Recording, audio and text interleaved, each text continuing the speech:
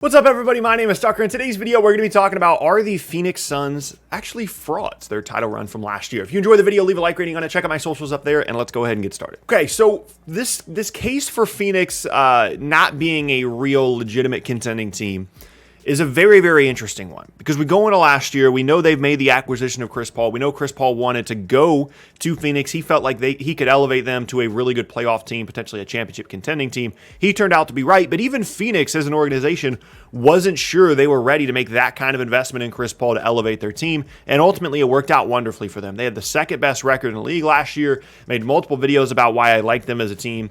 Really, the only flaw that they had as a roster was a lack of depth behind DeAndre Ayton, because Jalen Smith, their rookie, who they picked 10th overall, just never saw the floor. They never felt comfortable playing him, to the point where we're seeing, Frank Kaminsky out there as the backup five in the NBA Finals after Dario Saric goes down.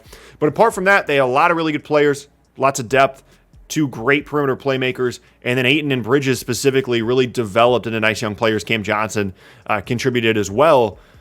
But because of the way that their postseason run unfolded last year and the weirdness of last season, I think there are a lot of people that are questioning if this team is real. Are they legit? Are they a team that we should be taking seriously this upcoming season in what is hopefully going to be a much more normal and more healthy season for the NBA as a whole? And so going into this year, like I said, people certainly have their doubts. They played a lot of injured teams in the postseason, including taking out the Clippers in 6 games without Kawhi Leonard. And once the Bucks kind of adjusted in the finals, they didn't get ran out of the gym, but the games weren't as close as you would have hoped that they would be from a team that made the kind of run that they did. And so a lot of people just aren't believing in this team. And I want to know the case that you guys are going to make down in the comment section below. Do you think that the Suns are legit? Do you think they're for real? Do you think they're contenders? Or do you think they're frauds? I'm going to make my case in this video. I want to see y'all's in the comments. Let's start with the why would they be frauds side of this. What would prevent them from being as successful this upcoming season as they were last year? I think you kind of have to start with the Chris Paul of it all. It's been an incredible story from him. Even going back to his final year in Houston, I thought that he'd lost a step. I didn't think Chris Paul had it anymore.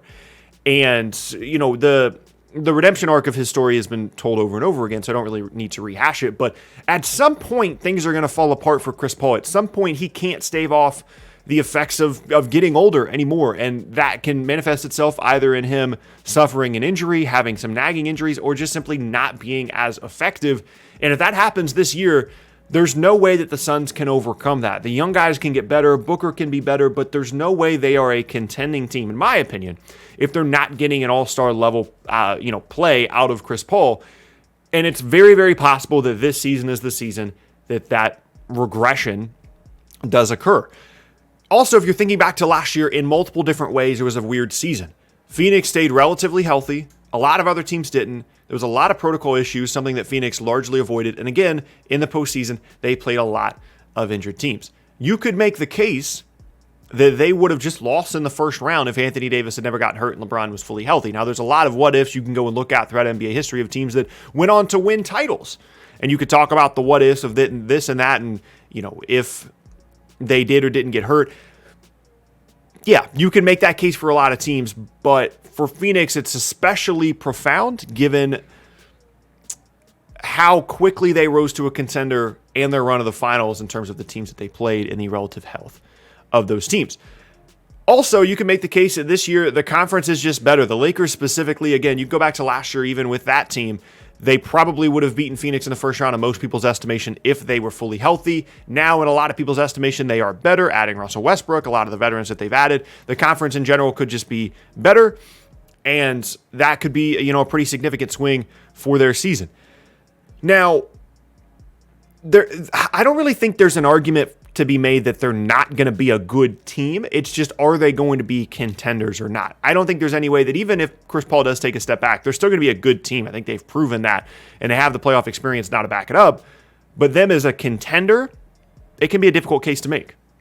I'm going to make it anyway. So basically, everything from last year is true. If you're making the case that the Suns are legit, they're contenders, you have to make the case that everything that happened last year is legitimate. Yes, there were injuries, there were protocol stuff, but they were one of the best teams in the league the entire year on both sides of the ball. Slipped a little bit defensively towards the end of the year, but they are a team that knows who they are. They've got a very good coach. They've got 2 very good playmakers and a ton of different depth options, versatility-wise, that can help you get through a long regular season, get you a good playoff seed, and then go from there. It's not just the Chris Paul and Devin Booker show. Ayton was much better. Bridges was much better. And there's opportunity for growth and improvement from both of those guys. There's a possibility that DeAndre Ayton is an all-star this season. That Mikal Bridges is a borderline all-star. If you're looking at just the top 4 on different rosters around the league, Phoenix has an argument for one of the strongest top 4s on any roster of any team in the league, maybe even possibly the strongest. So it's not necessarily a roster construction issue. I think that people are still looking for more proof of how legitimate this team is based off the fact that their opponents were hurt in the postseason last year and they're scared of the Chris Paul regression. And I don't blame people for thinking that way. However, when you just look at the roster, there's no reason to believe, apart from Paul potentially getting hurt, that this team will be worse this year than they were last year when, again, they were 1 game off of having the best record in the entire league. And again, the young guys are super key here. Even if you're really optimistic about Chris Paul this year, you have to account for some amount of regression from him, which means that the young guys have to improve. Ayton, Bridges have to step up, Cam Johnson, guys like that. And I personally think that they will. I think those guys will continue to improve. I think Ayton could be a potential all-star this year. And that should be enough to account for even what some of the most positive people would think of as a normal amount of regression from Chris Paul. That's the only thing that scares me, though. After the way that Phoenix played last year, both the regular and the postseason, I'm a believer in this team. It's a weird thing to say because I made fun of them for forever. But it felt very legitimate to me. When you watch them play, from the eye test, from everything, nothing about it felt fluky apart from the teams that they played against. And I mean, they can't help who they are and aren't playing against, right? I mean, Milwaukee played against 3/4 of the Nets team last year and barely beat them in 7 games, but nobody cares about that because they won the title, right? So if Phoenix went on to win the title, I'm not sure anybody would have cared about them playing against hurt teams either. So I don't really account for that. I look at the way that they looked in the regular season as one of the best teams in the entire league, bringing back basically the same roster plus some additions at the 5 spot to help them with their depth in the postseason. And again, the equation to me basically comes down to they won 51 games a year ago in a 72-game season, and then they went on to make the finals and lose in 6 games. If you take that roster from last year and assume that they are on a similar path, you take away a little bit of Chris Paul's effectiveness because of age, but you improve the younger guys because they have another full season and a much more normal offseason and training camp, then those two things should worst case even out, potentially result in a positive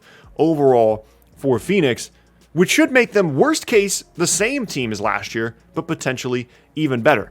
I do not think that this Phoenix team is a fraud. However, from a narrative standpoint, that could be where we end up at the end of the year because this Western Conference is going to be incredibly tough, and it is entirely possible that Phoenix finishes as the 2nd, 3rd, 4th, 5th seed in this conference and loses in the first round this year, and then everybody that's calling them a fraud right now is going to stand up and say, "Ha, I told you so." But that's not necessarily an indicator that was the case last year. It's a very tough conference. There's a real possibility that they could play a team like the Lakers in the first round of the postseason like they did last year, and if they were to lose in the first or the second round or not make the conference finals or not make the finals again, I don't think that makes them a fraud. I think they're going to be just as good next year. It just depends on the health of the other teams in the league. It depends on their own health, which, by the way, is the case for every single team, every single season, despite what they did the year before. Health, injuries, protocol stuff, hopefully not, but potentially, all that stuff comes into play. I don't think that Phoenix is any worse, and I thought that they were legitimate last year. I basically see them as where they were last year. One of the better records in the conference, potential to make the conference finals or the finals, upside to even do even more than that.